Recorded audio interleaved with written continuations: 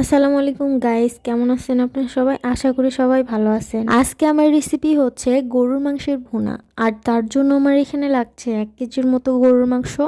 আর আমি এগুলোকে ধুয়ে পরিষ্কার করে একটা প্যানের মধ্যে নিয়ে নিয়েছি। তারপরে আমি নিয়ে নিয়েছি 5টা বড় কুচি করা পেঁয়াজ। আদা আর রসুনকে আমি ব্লেন্ড করে নিয়েছি, সেটা আমি এখানে দিয়ে দিচ্ছি।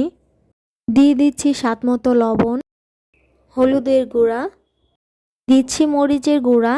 ঝালটাকে আপনি কমিয়ে বাড়িয়ে নিতে পারেন।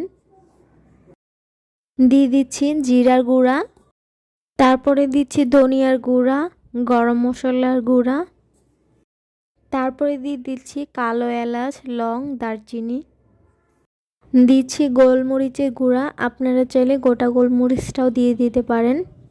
সবশেষে দিয়ে দিব আমি 1 কাপের মতো সয়াবিন তেল।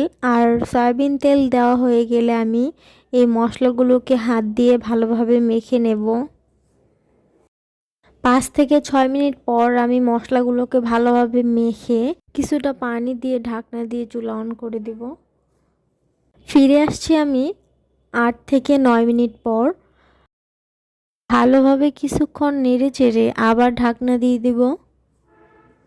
কিছুক্ষণ পর পর ভালোভাবে নেড়ে দিতে হবে, খেয়াল রাখতে হবে যেন নিচে লেগে না যায়।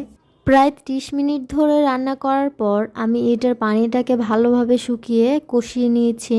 কফি মগ দিয়ে 1 মগ গরম পানি দিয়ে এটাকে হালকা ঝোল ঝোল করে নেব। গরম পানি দেওয়ার পর আরও 2 থেকে 3 মিনিট আমি এটাকে রান্না করে নামিয়ে নেব। আমার এই কষা গরুর মাংসের ঝোল ঝোল রেসিপিটা যদি আপনাদের ভালো লেগে থাকে তাহলে ভিডিওতে একটি লাইক দিবেন। আর আপনারাও চাইলে আমার মতো করে এভাবে রান্না করতে পারেন। পরবর্তী আরও ভিডিও পেতে আমার চ্যানেলটিকে সাবস্ক্রাইব করে রাখবেন। আল্লাহ হাফেজ।